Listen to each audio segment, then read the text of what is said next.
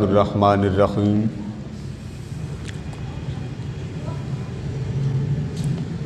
اللہم صلی علی سیدنا و مولانا محمد وعلی آلہ وصحبہ وبارک وسلم۔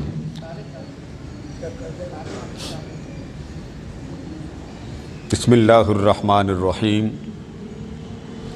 وَتَرَى الشَّمْسَ إِذَا طَلَعَتْ تَزَاوَرُ عَنْ كَهْفِهِمْ ذَاتَ الْيَمِينِ وَإِذَا غَرَبَتْ تَقْرِضُهُمْ ذَاتَ الشِّمَالِ وَهُمْ فِي فَجْوَةٍ مِّنْهُ ذَلِكَ مِنْ آيَاتِ اللَّهِ مَنْ يَهْدِ اللَّهُ فَهُوَ الْمُهْتَدِ وَمَنْ يُضْلِلْ فَلَنْ تَجِدَ لَهُ وَلِيًّا مُرْشِدًا۔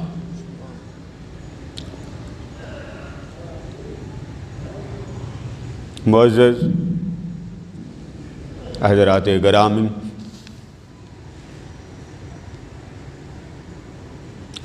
اللہ رب العزت کی توفیق سے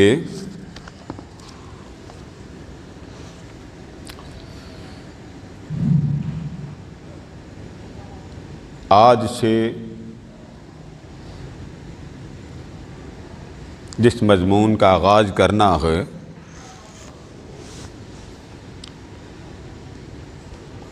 وہ مضمون ایسا ہے کہ جس کی ضرورت، اہمیت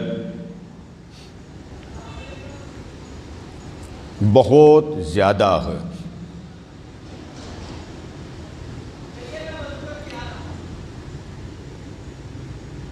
ہمارے ہاں ایک تصور ہے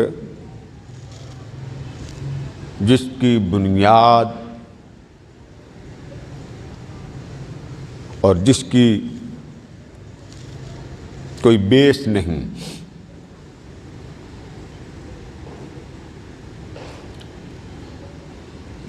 میں چاہوں گا کہ پہلے وہ شکوک و شبہات جو ہمارے ہاں بہت زیادہ پائے جاتے ہیں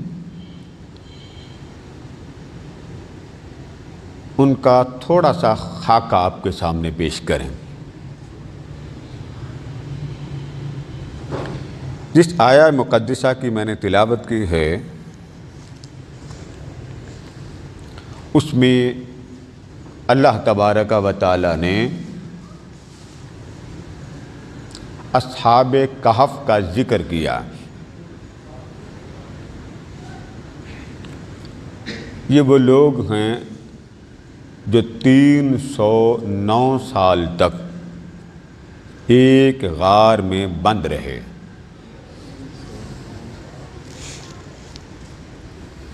اور وہیں انہوں نے 309 سال تک آرام فرمایا۔ اس کا ذکر اللہ تبارک و تعالی نے قرآن مجید میں بیان کیا۔ مضمون کی طرف آنے سے پہلے چند گزارشات جو لائق توجہ ہوں وہ یہ کہ ہمارے ہاں مطالعہ کا ذوق کم ہے، پڑھنے پڑھانے کا شوق کم ہے۔ ایک غلط فہمی نکلی، اس کو دیکھے پڑھے جانے سمجھے بغیر ہم آگے منتقل کر دیتے ہیں۔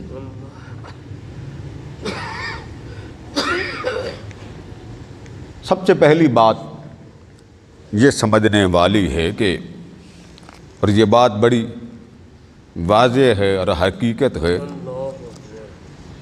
کہ کچھ لوگ ایسے ہیں جو سرے سے ہی اس تصور کو ماننے کو تیار نہیں کہ اولیاء کا وجود بھی ہے یا نہیں۔ اللہ اکبر۔ سرے سے ان کی حقیقت وہ کون ہوتے ہیں، اولیاء کی علامات کیا ہیں، ان کی نشانیاں کیا ہیں، اولیاء کے ساتھ نسبت کیا ہوتی ہے، اولیاء کے ساتھ جو تعلق ہوتا ہے وہ کیا ہوتا ہے، اس حقیقت کو سمجھنا اور جاننا بہت ضروری ہے۔ اب یہ بھی آپ کو آگے سمجھا دیں کہ ہمارے ہاں اولیاء کا کانسیپٹ لوگوں نے کیا متعارف کروایا۔ جب یورپ میں یا مختلف ممالک میں ہمارے ہی اہل ایمان جاتے ہیں تو کانسیپٹ کلیئر نہیں ہوتا، ایک عجیب سا ماحول ذہن کا، عقل کا، فہم کا اور علم کا وہ بن جاتا ہے۔ علم یہ کہتا ہے، عقل یہ کہتی ہے، فہم یہ کہتا ہے، ادراک یہ کہتا، ایک شعور اور لا شعور کی جنگ ہوتی ہے۔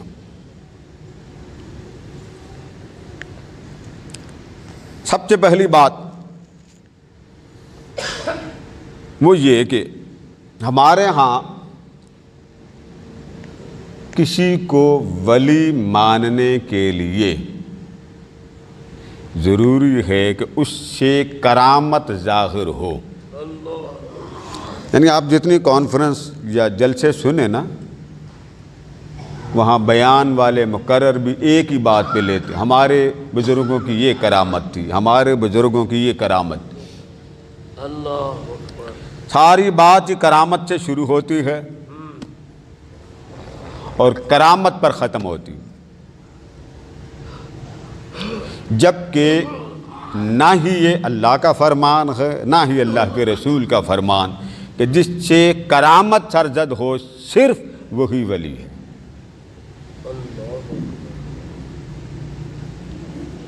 اور پھر عام طور پہ آپ کبھی دو آدمیوں کو گفتگو کرتے دیکھیں نا، ماننے والوں ہوں دونوں پیروں کے، ایک کا سلسلہ نسب اور ہو دوسرے کا اور، تو وہ جو جتنا دیوانہ ہوگا وہ اپنے پیر کو اور طریقے سے بات بیان کرے گا۔ ہم نے اپنے پیر صاحب سے ملاقات کی، ایک انہوں نے نگاہ ماری، ہر شے نیچے گرا دی۔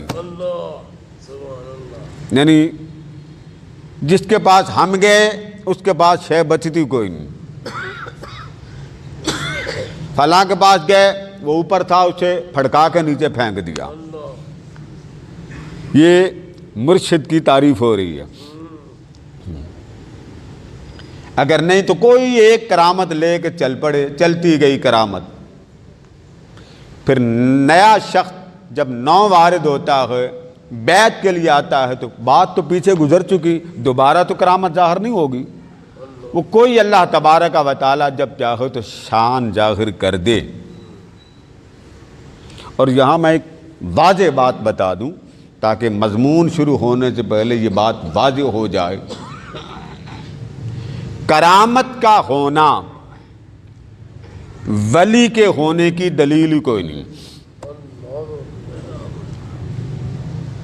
کرامت، میری بات کو غور سے سمجھیے گا، یعنی کوئی ولی ہے تو ضرور کرامت ظاہر ہوگی، یہ ولی کے لیے کوئی دلیل ہی نہیں۔ یعنی آپ یہ سمجھ لیں کہ جب آپ اب کرامت کی تھوڑی سی وضاحت سمجھ لیں، ہوتی کیا ہے جس کو ہمارے ہاں بڑا اچھالا جاتا۔ کوئی آپ انڈسٹری لگائیں، کوئی مثلا آپ نے گھر میں کوئی شے پکانی بھی ہونا، مثال کے طور پہ آپ ایک مربع تیار کرنا چاہتے ہیں تو آپ پھل جس سے مربع تیار کرتے ہیں ان کا چھلکا اتارتے ہیں، ایسے ہی ہے نا۔ پھر آپ پانی لیتے ہیں تو باقی پانی بچ جاتا ہے، پھر آپ چینی لاتے ہیں کچھ چینی بچ جاتی، یعنی وہ جو شے اصل آپ کا ہدف بن رہی ہے تو اس کے ساتھ اضافی جو چیزیں بن رہی ہیں جن کی آپ کو ضرورت ہی نہیں، اس کو انگریزی میں کہتے ہیں بائیو پروڈکٹ، یعنی یہ سارے راہ آ جائیں۔ آپ نے جانا ہو پنڈی جانا ہو تو آپ ذرا بتائیے گاڑی کو گرد لگتی ہے کہ نہیں لگتی؟ چھوٹے چھوٹے ذرے ریت کے بھی لگتے ہیں، چکر بھی چلتے ہیں، راستے میں آپ کو بڑے عجیب و غریب حسین و جمیل مناظر بھی نظر آتے ہیں۔ اب میں آپ سے پوچھتا ہوں، آپ کی منزل یہ مناظر تھے یا آپ نے جہاں پہنچنا تھا وہ منزل تھی؟ جہاں آپ نے پہنچنا تھا وہ کیا تھی؟ منزل۔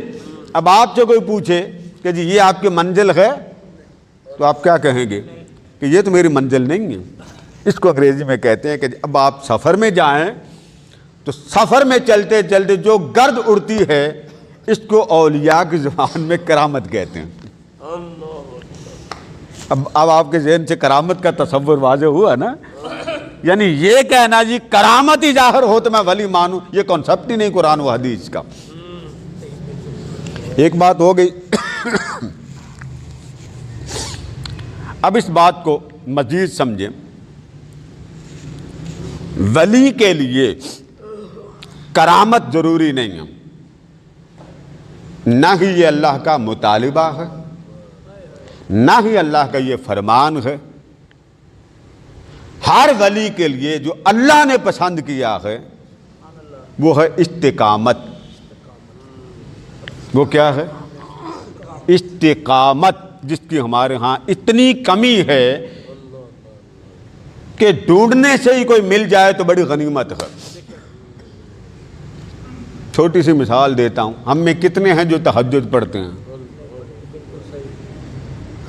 جتنی بھی عمر ہے، یہاں کسی سے پوچھیں وہ کہتے ہیں جی کھا لیا پی لیا نماز پڑھ چھڈی بس۔ یہ استقامت نہیں ہے۔ اگر اللہ نے آپ کو اولاد دی ہے، آپ کو عزت دی ہے، آپ کو بچے دیے ہیں، آپ کو ایسا ہاتھ کرنے سے بچا رکھا ہے تو شکر تو یہ ہے نا، مالک آدھی رات کو آئے تو اس کے قدموں میں گر جائیں۔ ایسا ہی ہے نا؟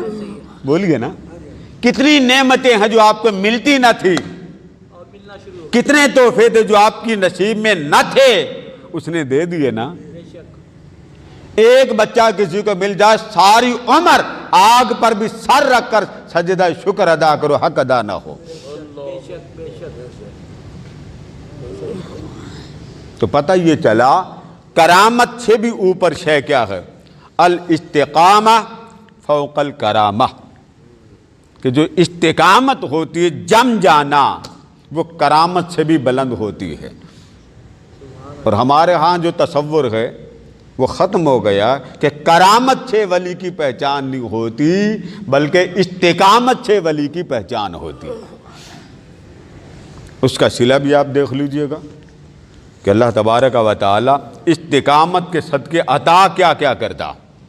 اب میں جو مضمون آپ کے گوشے گزار کر رہا ہوں وہ ہے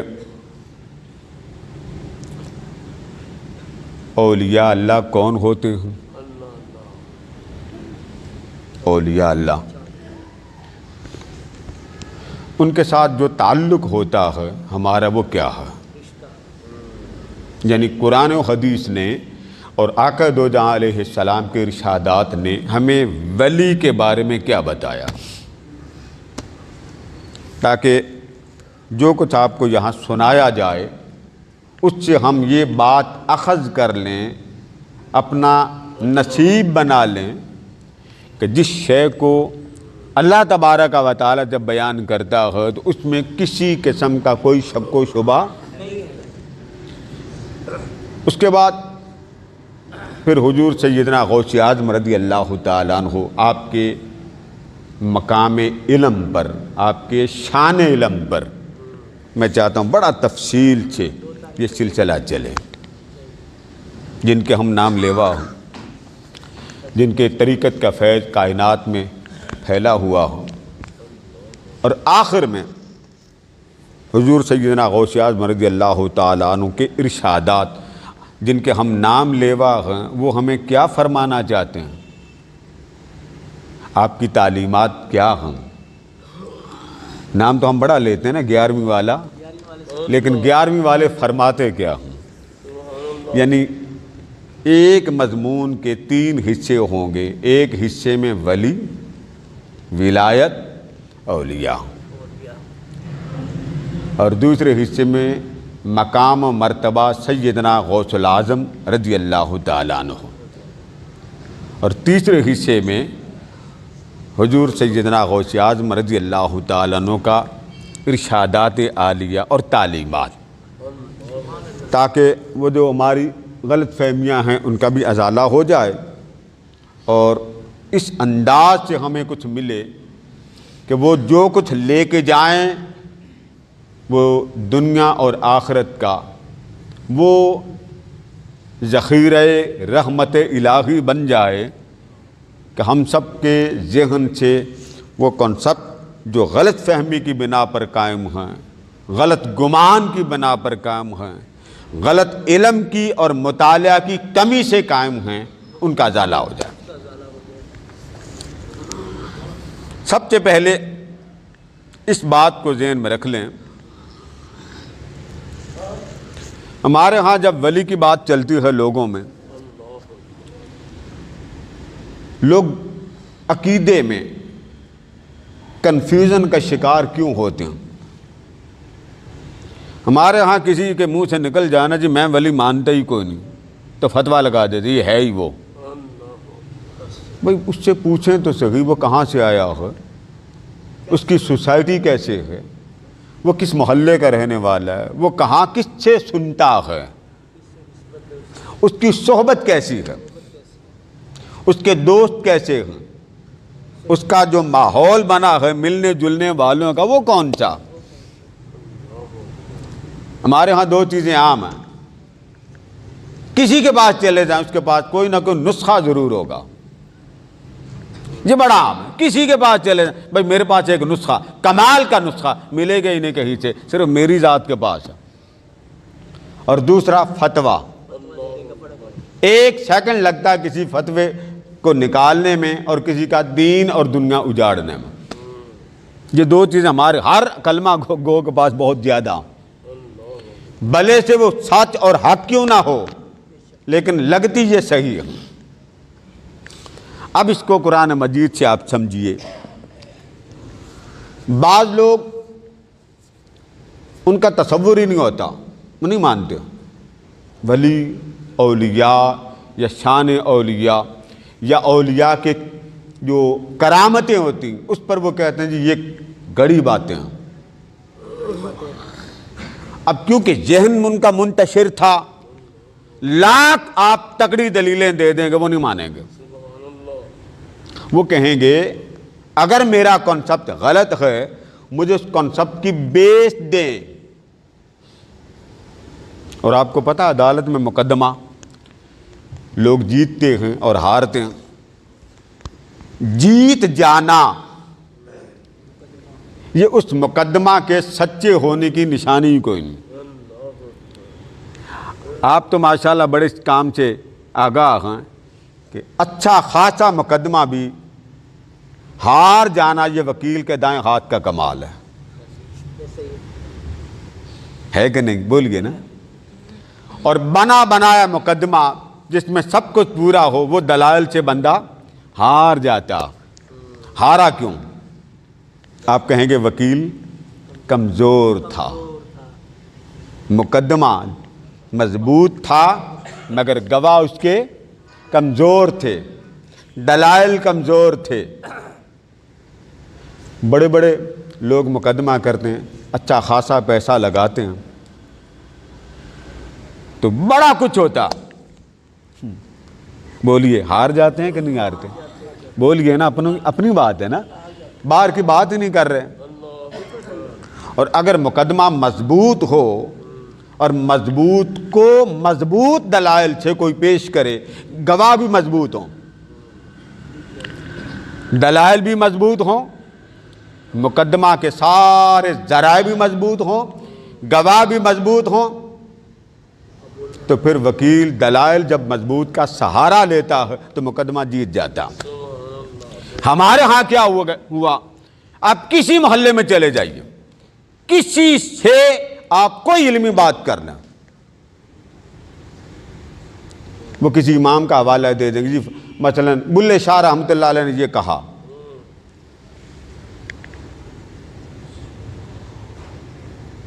فلاں حضرت فرید الدین گنج شکر نے یہ فرمایا، یہ جو اولیاء ہیں ان کی بات، ان کے اقوال وہ روحانی ذوق تو دے سکتے ہیں مگر ان کے اقوال سے شریعت نہیں بنتی۔ آپ بھی کہتے ہیں نا میرے پیر صاحب نے یہ فرمایا، تو پیر صاحب کا فرمان یا اقوال اولیاء اس سے شریعت قائم نہیں ہوتی، حجت نہیں بنتی، دلیل شرعی کو بنایا نہیں جا سکتا۔ اب دلیل بنانے کے لیے گواہ چاہیے،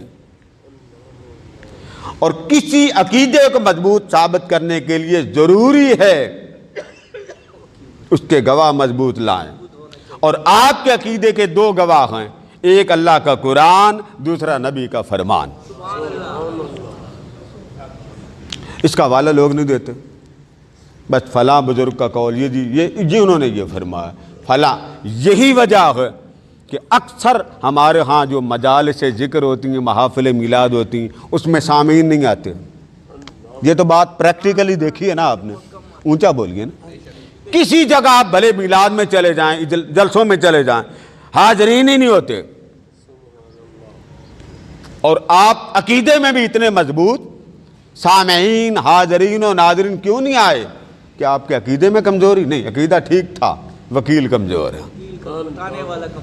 عقیدہ ٹھیک تھا، وکیل ایسے ہی داتا صاحب رحمۃ اللہ علیہ کا عرص مبارک ابھی پیچھے گزرا، فتویٰ لگ گیا، بس جی فلاں یہ ہو گیا، جو نہیں مانتا وہ کافر ہے۔ نہیں،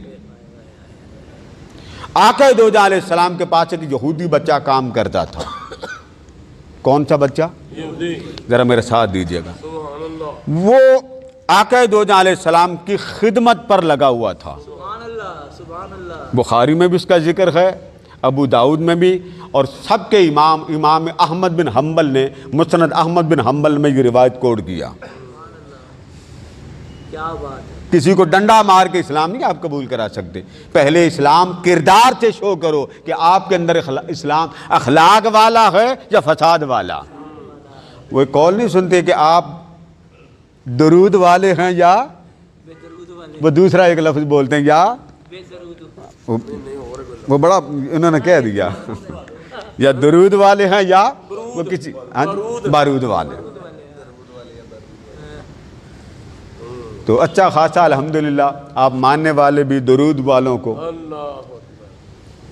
وہ بچہ کرتا کیا تھا؟ اب میں آپ کو ایک اخلاق کی ایک مثال دینا چاہتا ہوں واقعہ کی شکل میں اور حدیث نبوی کی صورت۔ مسند احمد بن حنبل میں اس کا کام کیا تھا؟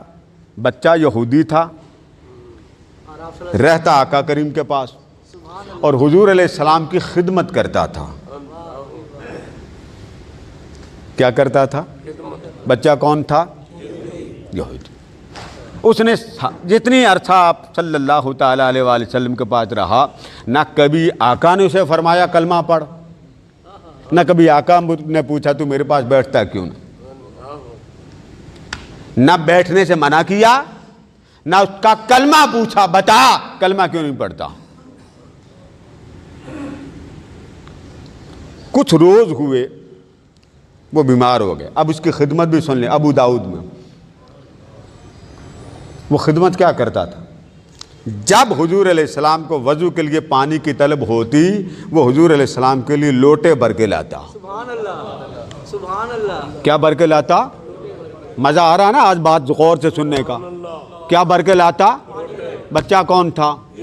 حضور پاک صلی اللہ علیہ وسلم کے پاس بلال نہیں تھا، ابو ہریرہ نہیں تھے، ابو بکر عمر عثمان و علی نہیں تھے؟ بولیے۔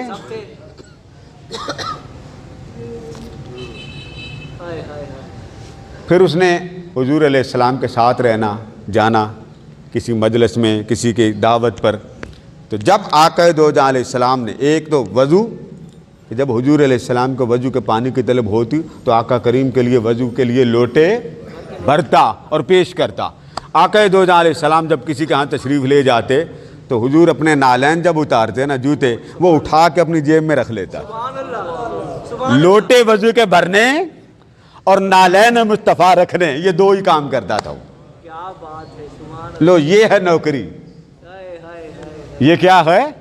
اس بچے کی نوکری۔ کچھ دیکھا ہوگا تو لحاظ کر لیا، چل کر لے جتنا کرنا۔ ہم تو اتنے بھی گوارا نہیں کرتے بھی کوئی ہمارے کردار کو بھی اسلام کے طور پہ قبول کر لے. اپنے ہی ناراض ہیں, آپ دوسروں کی کیا بات کرتے ہیں؟ ایک مسلک کے ماننے والے ہیں, ایک کے پاس چائے پینے کے لیے تیار نہیں ہوتے. بس جی آپ کے اندر یہ پرابلم, آپ کے اندر یہ. سنیں امام احمد بن حنبل بیان کرتے ہیں, وہ کئی روز نظر نہ آیا حضور علیہ السلام کے مجلس میں. تو آپ نے فرمایا وہ بچہ نظر نہیں آتا آقا, وہ بیمار ہے. کیا بتایا گیا؟ آپ کو آواز صحیح آ رہی ہے؟ بیمار ہے. اچھا چلو پھر, چلو ہم اس بیمار کا حال پوچھنے گھر چلتے ہیں. کس بچے کا حال؟ اس یہودی بچے. حضور علیہ السلام چل پڑے, گھر پہنچے تو پتہ چلا کہ بچہ بستر علالت پر ہے اور ملک الموت سرانے کھڑا. بچہ حالت علالت میں بستر پر ہے اور سرانے کون کھڑا؟ بولیے. جب آقا نے دیکھا نا کہ جوتیاں میری اٹھائے اور وضو کے لیے لوٹے بھرے اور کلمہ پڑھے بغیر جائے, آقا کریم اس کے بستر پہ جا کے بیٹھ گئے. اس کے بستر پر. نصیب کاش اس بستر پر ہم ہی ہوتے. جب بیٹھ گئے تو آپ نے اس بچے کو دیکھا تو آپ نے فرمایا بیٹے کلمہ پڑھ لو. علالت پر ہے, آخری وقت ہے, ملک الموت سرانے کھڑا. جرت نہیں پڑی کہ حضور کی اجازت کے بغیر میں اس بچے کی روح قبض کر لوں. جرت نہیں پڑی. فرمایا بیٹے کلمہ پڑھ لو. اس نے اٹھ کر اپنے باپ کو دیکھا کہ میرا باپ کیا کہتا ہے. جب باپ کو دیکھا نا, باپ خاموش رہا, بولا نہیں. آقا کریم نے دوبارہ فرمایا بیٹے کلمہ پڑھ لو. اس نے پھر اٹھ کر باپ کو دیکھا کہ باپ کیا کہتا. جب آقا نے دوبارہ فرمانا تیسری بار بیٹے کلمہ پڑھ لو, اب اندازہ کریں تھا وہ یہودی باپ. جب اس نے دیکھا نا کہ باپ بیٹا بار بار مجھے دیکھ رہا ہے اور حضور فرما رہے کلمہ پڑھ لے, تو وہ کلمہ نہیں پڑھتا, مجھے دیکھتا. تو باپ تھا یہودی. اس نے بچے سے کہا بیٹے مجھے کیا دیکھتا ہے, جیسے محمد کہتے ہیں ویسے ہی مان لے.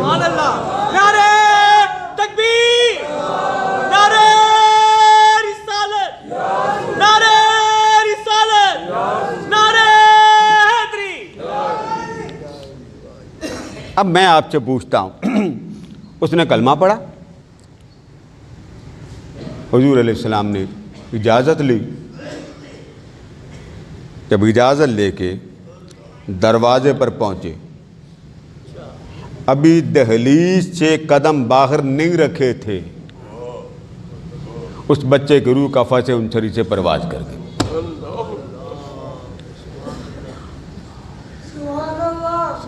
اب آپ مجھے یہ بتائیں, اس بچے نے کوئی نماز پڑھی, روزے رکھے, حج کیا,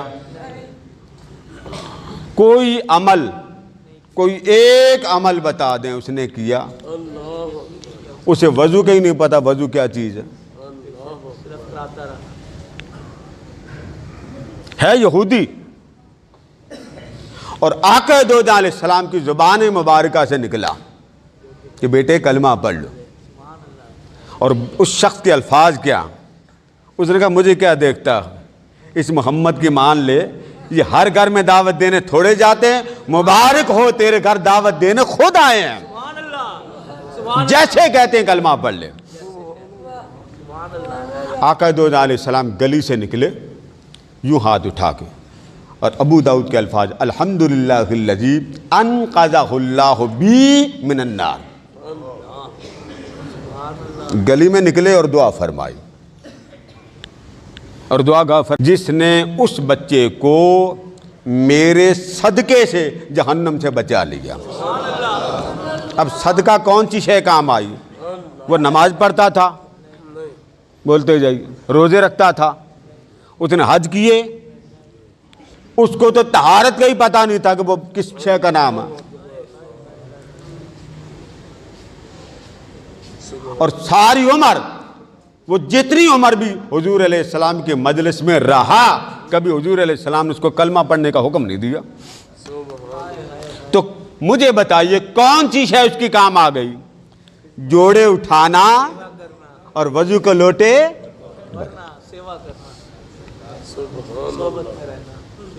یہ ہے نبی کا کردار. نبی کے کردار سے ایمان کا علم بھی ملتا ہے, حقیقت بھی ملتی. ایک ہم ہیں, کسی کنسپٹ پہ بات چلے تو پہلی تو بات یہ کہ کنسپٹ ہی کلیئر نہیں ہوتا. جی آپ کس موضوع پہ بات کرنا چاہتے ہیں؟ اگر بات چھڑ جائے تو جو شیلے بن کے فتویٰ لگا دیں, یہ جی ہے ہی بے ایمان, اس کو تو پتہ ہی کوئی نہیں. اور دلائل دینے پہ آ جائیں تو کمزور کمزور دلائل, چھوٹی چھوٹی کتابیں, یہ جی فلاں امام نے فرمایا, فلاں امام نے فرمایا. آپ کے سب سے مضبوط گواہ دو, ایک اللہ کا قرآن اور ایک آمنہ کے لال کا. اب آگے آ جائیں, میں اب آپ کو مضمون کی طرف لے کے چلتا ہوں.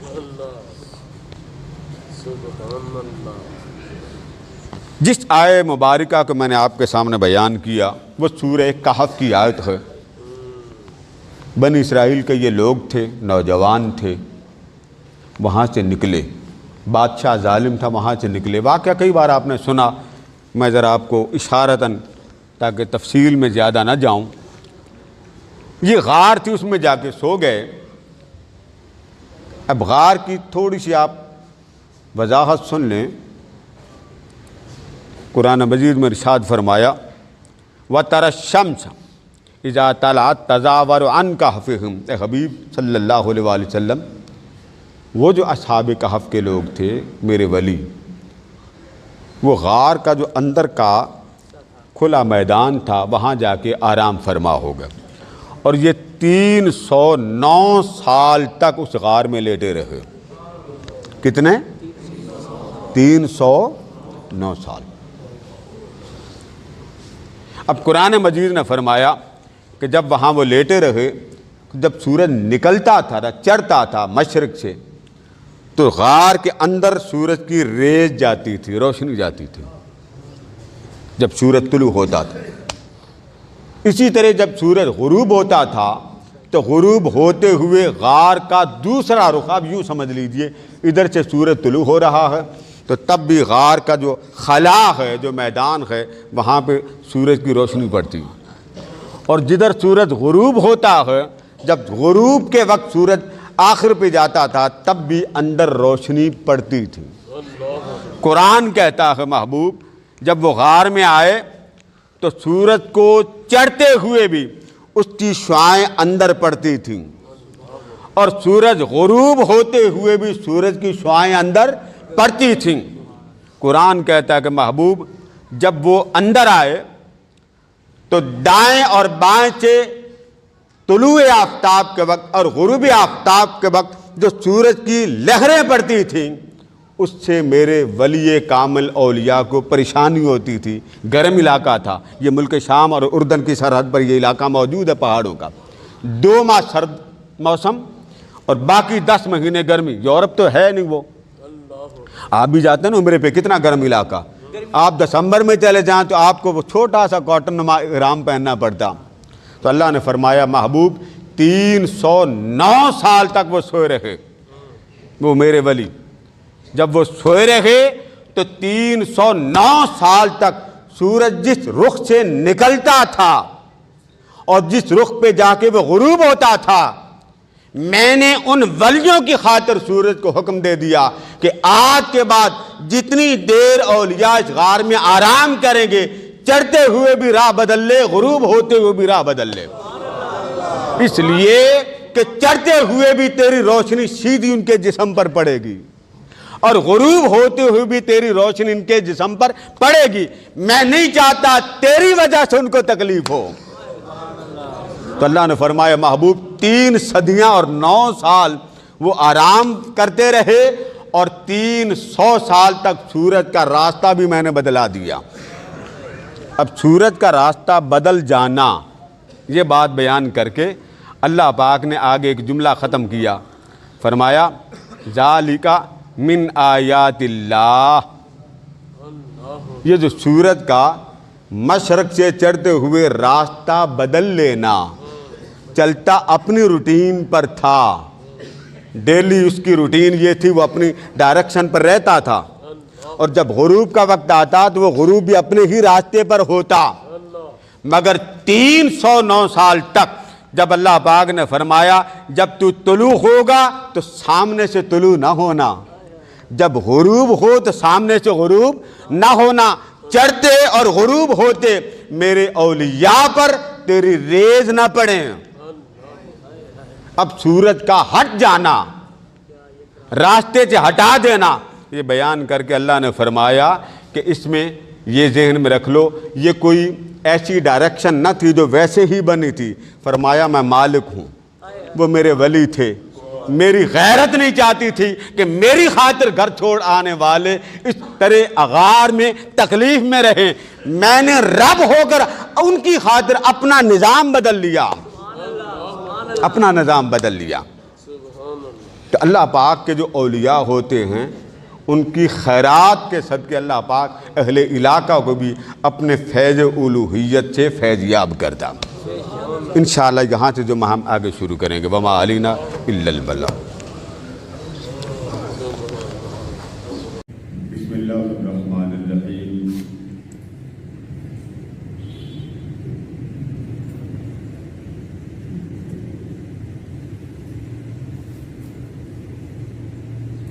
ذالک من آیات اللہ، صدق اللہ مولانا العظیم۔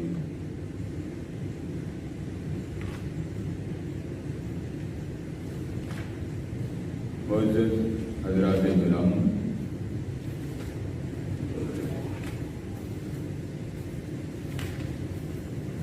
گزشتہ جمعہ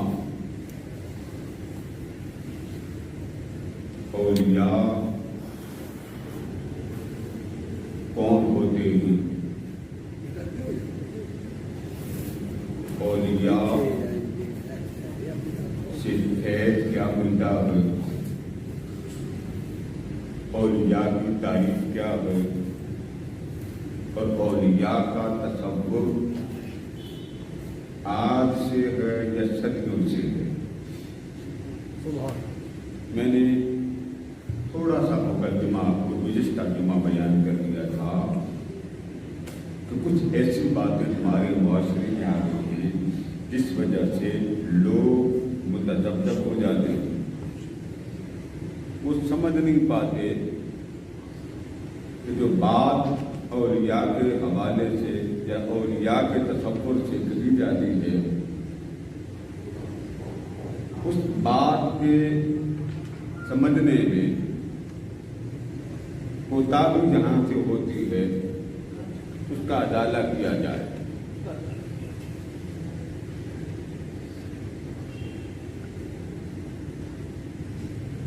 اب چند چیزیں آپ کے گوشے گزار کرتے ہوں تاکہ بات آپ کے سامنے اس طرح واضح ہو کہ کوئی شے رہ نہ جائے اور شکوک و شبہات کا ازالہ ہو۔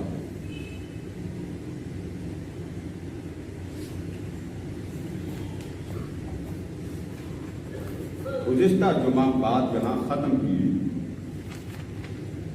اصحاب کہف کے کچھ لوگ، وقت کا ایک بادشاہ تھا، اس کے ظلم سے بچتے ہوئے وہ اپنے گھروں سے نکلے اور ایک غار میں پناہ لی،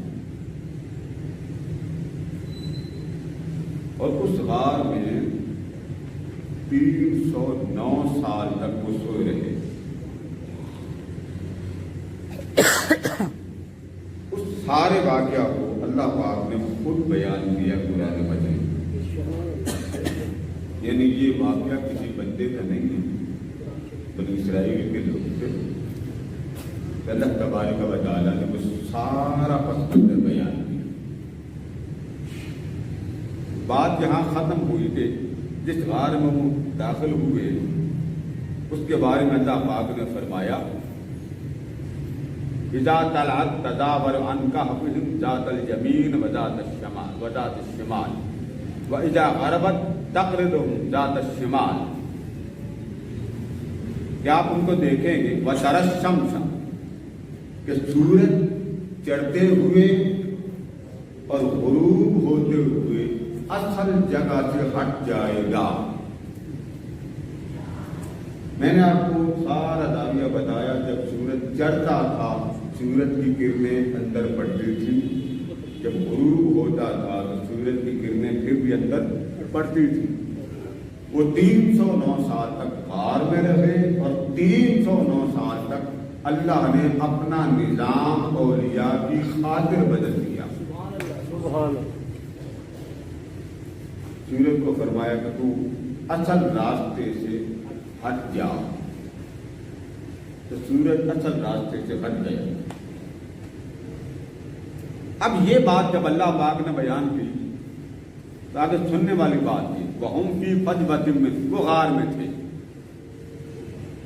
سورج کا عام معمول کے مطابق طلوع ہونا غروب ہونا ایک روٹین ہے، اور اللہ کا نظام ہے کہ اللہ جس شے کو ایک ڈیلی روٹین وائز چل رہی ہو اس کو نشانی نہیں کہتا کہ یہ اللہ کی نشانی ہے۔ اب آپ اس آیا مبارکہ کو ذرا غور سے پڑھیے۔ فرمایا جب سورج طلوع ہوتا تھا، نہیں لگی، طلوع ہوتا تھا، سورج طلوع ہوتا تھا، یعنی یہ بات آپ کو میں نے ساری سمجھا دی۔ تو طلوع کے وقت سورج کی لہریں سیدھی پڑتی تھیں، اور جب غروب ہوتا تھا تو سورج کی لہریں پھر بھی اس غار کے اندر جاتی تھیں۔ اللہ نے طلوع شمس اور غروب شمس 309 سال تک سورج کو منع کر دیا کہ جب تک اولیاء اللہ اس غار میں آرام فرما ہوں گے تیرے چڑھتے بھی راستہ بدل جائے، تیرے ڈوبتے بھی راستہ بدل جائے۔ یہ قرآن میں ہے۔ لوگ کہتے ہیں نا ولیوں کا ذکر ایک نئی گپ ہے، یہ قرآن میں ہے۔ وہ اولیاء اللہ اس زمانے کے تھے۔ آگے ذرا بات غور سے سمجھنی۔ اب آگے فرمایا وَهُمْ فِي فَجْوَةٍ مِّنْهُ، وہ غار میں تھے۔ سورج کا طلوع ہونا، سورج کا غروب ہونا، فرمایا جب سورج چڑھتے ہوئے اور غروب ہوتے ہوئے اصل راستے سے ہٹ گیا، اصل راستے سے ہٹ گیا۔ اب یہ آیت ذرا غور سے پڑھیے۔ فرمایا ذالک من آیات اللہ، سورج کا چڑھتے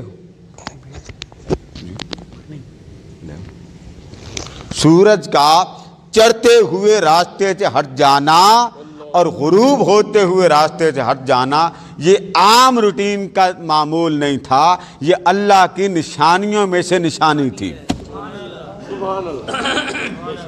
اگر آپ ہوتا نا لوگ کہتے ہیں وہ جی وہ راستہ ہی ایسا تھا، اگر راستہ ہی ایسا تھا رب نشانی نہ کہتا۔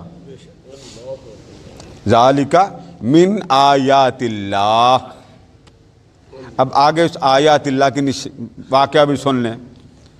اگر آیات اللہ معاذ اللہ ثم معاذ اللہ یہ تصور کریں کہ جی یہ روٹین کی بات تھی، عیسیٰ علیہ السلام بغیر باپ کے پیدا ہوئے، اللہ نے فرمایا یہ اللہ کی نشانیوں میں سے نشانی ہے۔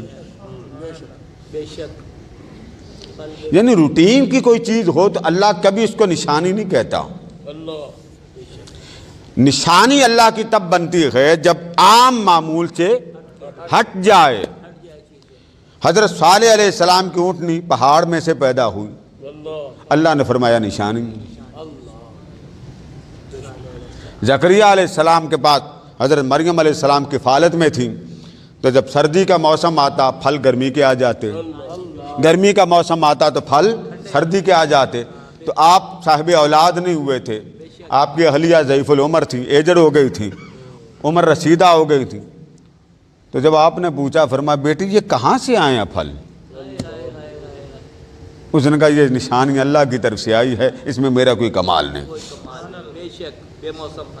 حضرت سلیمان علیہ السلام جلیل القدر نبی ہے، ملکہ بلقیس کا تخت آپ کے محل سے 900 میل کے فاصلے پہ پڑا۔ کتنے؟ یہ کلومیٹر تو بعد میں آئے۔ آپ نے فرمایا درباری تھے، جانور بھی آپ کی امت میں سے تھے، آپ کے درباری تھے، جین بھی آپ کی مخلوق اور درباری تھے۔ آپ نے فرمایا کون لائے گا؟ تو ایک جن کھڑا ہوا، اس نے کہا جی میں لاؤں گا۔ جب اس نے کہا نا میں لاؤں گا، فرمایا کتنی جلدی؟ اس نے کہا اٹھنے سے پہلے، یعنی میری رفتار 900 میل کا فاصلہ آپ کے اٹھنے سے پہلے، میں 900 میل کے لیے جا بھی سکتا ہوں اور اٹھا کے تخت لا بھی سکتا ہوں۔ جب اس نے کہا نا میں، فرمایا یہاں میں والے کی ضرورت نہیں ہے، تو بیٹھ جا۔ ہمارے ہاں بھی میں چلتی ہے نا، آپ جہاں لڑائی کریں تو آپ ایک جملہ بڑا بولتے ہیں، اور تم ان جاندا نہیں، کہتے ہیں کہ نہیں جی؟ وہ 4 اور لگا دیتا کی سنت ہے، بولیے اللہ کی۔ تو اللہ کی سنت بڑی ہے یا بندے کی سنت بڑی ہے؟ سبحان اللہ۔ تو ایک خاکہ آپ ایک مضمون کی حد تک پہنچ گئے نا، کوئی گڑبڑ ہو گئی جی؟ اب کر رہا، اچھا، تو یہ بات یہاں تک آپ پہنچ گئے، اب آگے چلیں۔ اچھا، بات سمجھ میں آ رہی ہے کہ نہیں آ رہی؟ میں نے وہ اگلا جملہ قرآن کی آیت بولنا، آپ کو اولیاء کے سمجھ آ گئی؟ بولیے نا، غار کے اندر کون تھے؟ اللہ کے، بولتے جائیے، آگے کی جملہ بولوں گا جواب آپ نے دینا۔ غار کے اندر کون تھے؟ یعنی آپ بولیں گے میں سمجھوں گا آپ کو سمجھ آ گئی۔ کون تھے؟ اللہ کے ولی۔ وہ کس میں تھے؟ غار میں۔ سورج کا چڑھنا اور بدلنا معمول سے ہٹ گیا۔ غار کے دروازے پر کون بیٹھا تھا؟ کتا۔ سمجھ آ گئی آپ کو؟ اچھا، پلے پڑ گئی یہ بات جو میں کہنا چاہتا ہوں جی؟ میں نے لفظ بولنا، آپ نے پریشان ہو جانا۔ میں نے آپ کو کہا کہ جب اللہ پاک نے فرمایا وَتَرَى الشَّمْسَ اِذَا طَلَعَتْ تَزَاوَرُ عَنْ كَهْفِهِمْ ذَاتَ الْيَمِينِ وَإِذَا غَرَبَتْ تَقْرِضُهُمْ ذَاتَ الشِّمَالِ وَهُمْ فِي فَجْوَةٍ مِّنْهُ۔ فرمایا حبیب جب سورج چڑھے گا اور آپ دیکھیں گے کہ سورج چڑھتے بھی راستہ بدل لیتا ہے اور سورج غروب ہوتے ہوئے بھی راستہ بدل لیتا۔ غار کے اندر میرے ولی، سورج کا چڑھنا، سورج کا غروب ہونا وہ بھی میری مخلوق، غار کے اندر جو بیٹھے وہ بھی میری مخلوق، اور جو پہاڑ ہے وہ بھی میری مخلوق، اور ان کے پہرے کے لیے دروازے پر بیٹھنے والا کتا بھی میری مخلوق۔ وہ سارا خاکہ سامنے کر کے فرمایا ذالک من آیات اللہ۔ لوگوں یہ سارا نقشہ اللہ کی نشانیاں ہیں۔ بات سمجھ میں آ گئی نا؟ کتا بھی اللہ کی نشانی۔ چلو موج کرم، آپ کسی کو گالی دے کے دیکھ لیں، بولیے نا، اس وقت آپ کو بڑی علم اپنے آپ کو، مجھے کتا کہا۔ اللہ نے کتے کا ذکر کس میں کیا جی؟ بولیے، نماز میں آپ کتے کا ذکر کرتے ہیں کہ نہیں کرتے؟ امام پڑھے آیت اصحاب کہف کی، آپ نماز توڑ دیں گے جی؟ اب ذرا تھوڑی دیر کے لیے ادھر آئیے، جب آپ نماز پڑھتے ہیں، نماز کس کی عبادت ہے جی؟ اللہ کی پکی بات ہے۔ آپ اللہ اکبر کہہ دیں جی، 3 آدمی تو چوتھا کتا، 5 آدمی چھٹا کتا، 8 آدمی 9واں کتا، اب نماز پڑھ رہے ہیں۔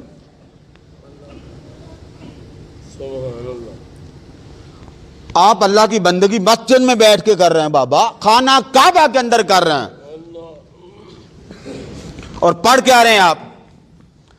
آپ پڑھ رہے ہیں کہ بس وہ کوئی کہے گا اس میں 3 آدمی تھے، چوتھا کتا، 5 آدمی تھے، چھٹا کتا، 7 آدمی تھے، 8واں۔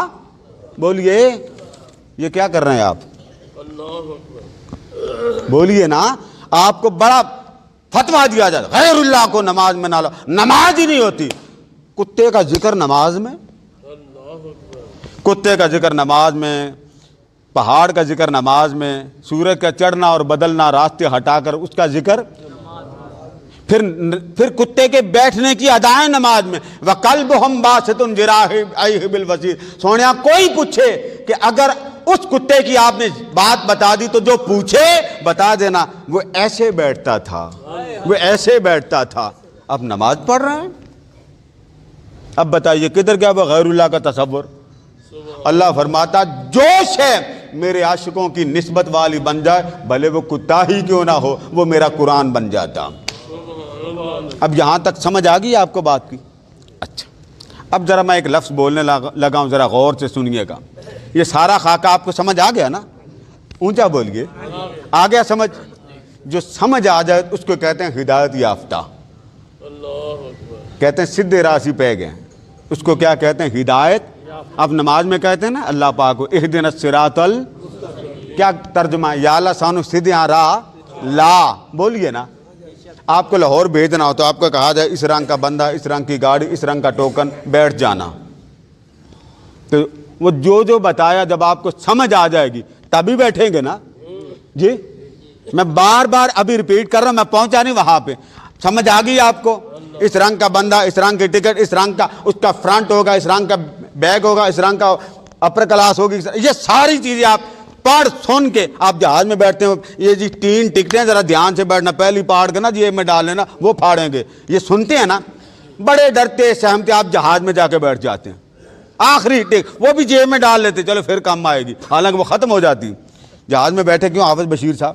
ایسے ہی ہے نا، وہ جو عمرے پہ جائیں، عمران صاحب یہ پوچھیں ان عمرے والوں سے یا جو دورہ کرتے رہتے، وزٹ کرتے رہتے ہیں، تو وہ سارا آپ ہی اگر پاڑ کے جیب میں ڈال دی، میں تو نہ دیتی تھی جیب پال، وہ کہتی بابا یہ ٹوکن ہے، یہ آپ نے کیوں پھاڑ دیا؟ جہاز تک پہنچتے ہوئے 3 پرچیاں آپ کو پھاڑ کر وہ دیتے ہیں۔ اب آپ کو اگر سمجھ آ گئی، یہ سارا خاکہ، کتے کا بھی نام میں نے بتا دیا اور غار میں اصحاب کہف کا بھی نام بتا دیا، پلے پڑ گئی۔ اب ذرا یہ جملہ پڑھیے، جب یہ بات اللہ نے کہی کہ سورج چڑھتا تھا راستہ چھوڑ کر، سورج غروب ہوتا تھا راستہ چھوڑ کر، وہ سارا منظر جو تھا وہ میری نشانیاں تھیں۔ اب مجھے ایک بات اگلی بتا دیں، ہدایت کس کو ملتی ہے؟ جو ہدایت لینا، بولیے، جو ہدایت لینا چاہے، پکے رہنا آپ نے، جو ہدایت لینا۔ اللہ فرماتا کہ من یہد اللہ، جس کو اللہ ہدایت دینا چاہے اور وہ لینے والا بھی ہو، فَهُوَ الْمُهْتَدِ، یہ ساری کہانیاں میری وہی سنے گا جو مجھ سے کچھ لینا چاہے گا۔ جس نے مجھ سے لینا ہی کوئی نہیں، اس کا دل پاک کیسے ہوگا؟ میں نے آپ کو گھما پھرا کر کہا کہ کتا بھی آپ نے پڑھ لیا، اصحاب کہف کے آدمی بھی آپ نے پڑھ لیے، غار بھی پڑھ لی، سورج چڑھتا تھا راستہ ہٹ جاتا تھا، سورج غروب ہوتا تھا راستہ چھوڑ دیتا تھا، سارا کچھ بیان کر کے آگے فرمایا ایویں میں بیان نہیں کرتا، یہ سب میری نشانیاں۔ تو نشانیاں بیان کر کے بندہ چونک جاتا، ہمیں کیا سمجھانا چاہتا؟ فرمایا میں راستہ بتانا چاہتا ہوں، یہ سیدھا راستہ ہے، یہ میرے ہیں اور میرے ہی ہدایت یافتہ۔ اور آگے جملہ سنیے، ہدایت یافتہ ہو گئے نا آپ کو سمجھ آ گئی نا، تو جس کو سمجھ آ گئی وہ ہدایت یافتہ ہو گیا۔ اب جو سمجھنا نہیں چاہتا اس کو آپ کیا کہتے ہیں؟ بگڑیا، اجڑیا، یہی کہتے ہیں نا۔ میں تو خیر کوئی لفظ برا نہیں بولتا، زیادہ سے زیادہ ہم گرے ہوئے یہ لفظ بولتے ہیں۔ اب اللہ سے پوچھتے ہیں باری تعالیٰ، جو ہدایت لینا چاہتا اس کو تو نے فرما دیا کہ یہ میری چاہت تھی، اسے ہدایت آ گئی، یہ میری عطا تھی، اس کو سمجھ آ گئی، میری عطا کو اس نے استعمال کیا، سمجھ میں آ گئی بات۔ اور جس نے میری طرف سے تخلیق کردہ عقل استعمال نہیں کی، اسے سمجھ کیسے آئے گی؟ اب آگے جملہ سنیے، فرمایا وَمَن يُضْلِلْ، فرمایا جس کو میں گمراہ کر دوں، ہدایت کے بعد سمجھ میں آ گئی، فرمایا جس کو میں گمراہ کر دوں فَلَن تَجِدَ لَهُ وَلِيًّا مُرْشِدًا، فرمایا محبوب جس کا کوئی ہادی نہ ہو، اس کا نہ کوئی ولی ہوتا ہے نہ کوئی مرشد ہوتا۔ آپ مرشد والے ہیں کہ نہیں؟ پیر والے ہیں کہ نہیں؟ یہ لفظ بڑی کھپ ڈالی جاتی ہے، قرآن میں مرشد کا ذکر نہیں، یہ قرآن اصحاب کہف کی بات آ رہی، اور اللہ تبارک و تعالیٰ اصحاب کہف کا ذکر آیت نمبر 17 میں کر رہا۔ فرمایا محبوب جو ہدایت نہیں لینا چاہے گا اسے نہ کوئی ولی ملے گا، بولیے نہ کوئی، وہ داتا کیا لینے جائے گا؟ وہ مانتا ہی نہیں ولی۔ اس کے بعد فرمایا مرشدہ، اسے ہدایت دینے والا بھی۔ تو پتہ یہ چلا کہ اللہ تبارک و تعالیٰ نے اولیاء کو جا بجا قرآن مجید میں بیان کیا۔ اب یہاں 3 باتیں ذہن نشین کر لیں۔ یہ بات بڑی بیان کی جاتی، 309 سال تک وہ غار میں رہے۔ حضرت کعب بن احبار بہت بڑے تابعی، وہ بیان کرتے ہیں، وہ کہتے ہیں کہ یہ جو کتا تھا نا، رات کا وقت تھا، اصحاب کہف اپنے گھر سے نکلے، صحرا سے گزرتے گزرتے انہوں نے پیچھے مڑ کر دیکھا تو کتا آ رہا تھا۔ انہوں نے سوچا کہ کتا تو ہمارا ہے کوئی نہیں، نہ ہم سے کچھ سیکھا ہوا، تو بہتر اس کو بھگا دیتے ہیں۔ وہ جب کتے کو مارتے تھے نا، وہ ہٹتا نہیں تھا پیچھے، وہ مارتے تھے وہ ہٹتا نہیں تھا۔ اس کتے نے، حضرت کعب بن احبار فرماتے ہیں، اس کتے نے اللہ سے دعا کی، باری تعالیٰ مجھے زبان دے دے، میں تیرے ولیوں کو سمجھا دوں۔ زبان کس نے مانگی؟ آپ کو غصہ تو نہیں چڑھا؟ اب مجھے نہیں پتا آپ کو آواز آ رہی ہے کہ نہیں۔ زبان کس نے مانگی؟ کتے نے۔ جب انہوں نے بڑا اس کو بھگایا تو وہ بھی باز نہ آیا۔ اس نے کہا تم پھر اللہ کے ولی ہو، میں پھر تمہارا کتا ہوں، تم بھگاؤ گے، میں نے نہیں بھاگنا۔ وہ پچھلی دم کے بل بیٹھا۔ الفاظ ہیں، حضرت کعب بن احبار فرماتے ہیں کہ جب وہ پچھلی قدموں کے بل بیٹھا، یہ وہ تابعی ہے جس سے بڑے بڑے صحابہ نے بھی روایت کی ہے، یہ کوئی عام ڈکوسلا نہیں۔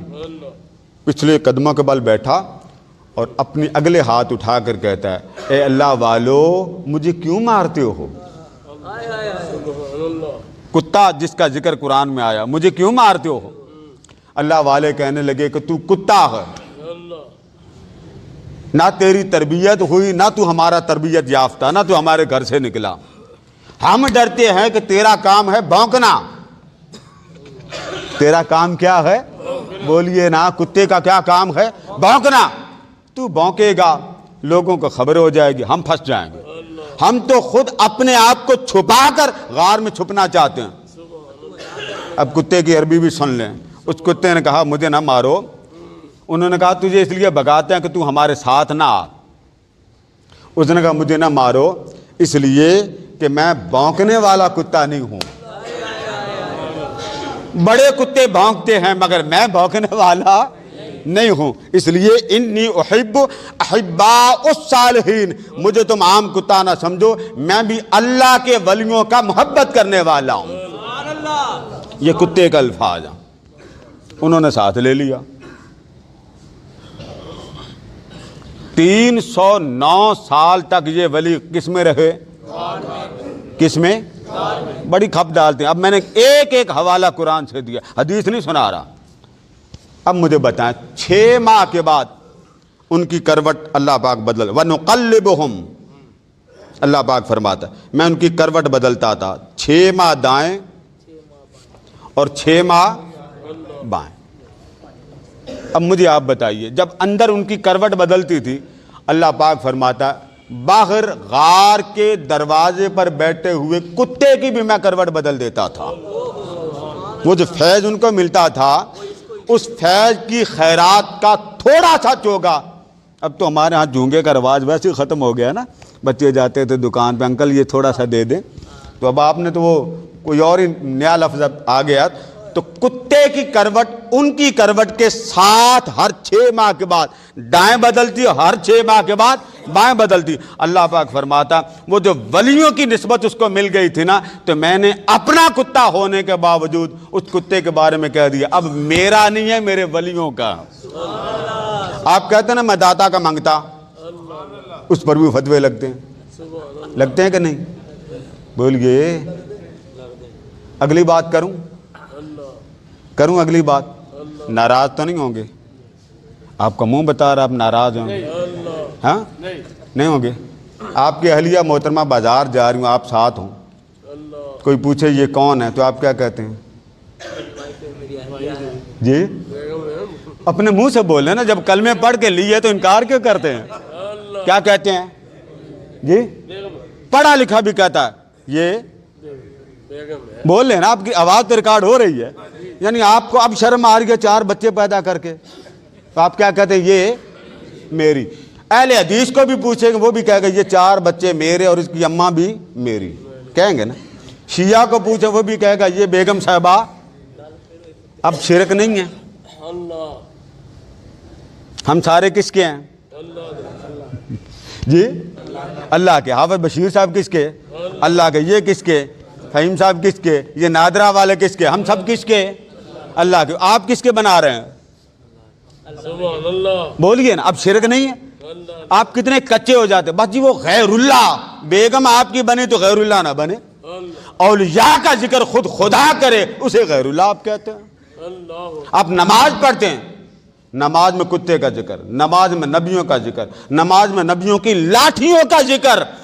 موسیٰ علیہ السلام کو پوچھا، ان کے 12 قبائل کے سرداروں نے پوچھا ہمارے چشمے جاری کریں، فرمایا وَاضْرِب بِعَصَاكَ الْحَجَرَ، لاٹھی مار۔ لاٹھی کا ذکر قرآن میں۔ اب لاٹھی کو یہ اللہ کا ذکر ہے؟ آپ کہنے جی موسیٰ کی لاٹھی آپ کے ہاتھ میں تھی، اللہ سے پہلی بار کلام کرنے گئے تو کیونکہ نور تھا، اللہ پاک نے فرمایا ما تلک بیمینک یا موسیٰ، موسیٰ یہ تیرے دائیں ہاتھ میں کیا ہے؟ بیگم چھوڑ کے آئے تھے نا، پریگننٹ تھی، تو رات کا وقت تھا، سہم گئے کہ یہ آواز کدھر سے آ رہی؟ آواز بڑی حسین تھی۔ تو جب بڑی باتیں ہو گئی نا تو دیکھا موسیٰ بولتا کوئی نہیں۔ ظاہر ہے بچے کو جب آپ نے بلانا تو آپ بچے کو کہتے ہیں نا بیٹے یہ کیا، وہ فوراً بولتا ہے یہ بٹن ہے، بیٹا یہ کیا، وہ فوراً بولتا ہے یہ۔ اللہ نے فرمایا موسیٰ یہ آپ کے دائیں ہاتھ میں کیا؟